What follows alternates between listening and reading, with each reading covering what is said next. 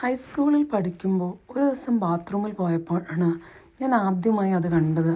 എൻ്റെ വസ്ത്രത്തിൽ ചോരപ്പാട്. ഞാൻ ആകെ പേടിച്ചു പോയി. അടുത്ത ഇൻ്റർവെല്ലിനും പോയി ഞാൻ ഉറപ്പ് വരുത്തി. കൂട്ടുകാരൊന്നും അത് കാണരുതേ എന്ന് ഞാൻ പ്രാർത്ഥിക്കുകയായിരുന്നു. ആ സമയത്ത് ഞങ്ങളുടെ ഒരു സീനിയർ ചേച്ചി ബ്ലഡ് ക്യാൻസർ വന്ന് മരിച്ചിരുന്നു. ഞങ്ങളെല്ലാവരും ആ വീട്ടിൽ പോയതൊക്കെ എൻ്റെ ഓർമ്മയിലേക്ക് വന്നു. എനിക്കും ക്യാൻസറാണ് എന്ന് ഞാൻ ഉറപ്പിച്ചു. സ്കൂൾ ബെല്ലടിച്ചതും ഞാൻ വീട്ടിലേക്ക് ഓടുകയായിരുന്നു. അമ്മ അടുക്കളയിൽ നിൽക്കുമ്പോൾ ഞാൻ അമ്മയോട് കരച്ചിലോടെ പറഞ്ഞു, അമ്മ ചോര വരുന്നു.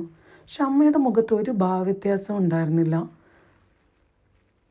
അതെന്നെ കൂടുതൽ വിഷമിപ്പിച്ചു.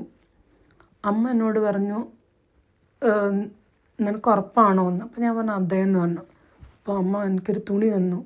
എന്നിട്ട് എന്നോട് ചോദിച്ചു, അച്ഛനെവിടെ? ഞാനിവിടെ മരണത്തെക്കുറിച്ച് ചിന്തിക്കുമ്പോൾ അമ്മ വളരെ കൂളായിരുന്നു.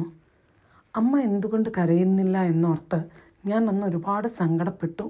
ഇന്നതൊക്കെ ആലോചിക്കുമ്പോൾ എൻ്റെ മുഖത്തൊരു ചിരി വരുന്നു.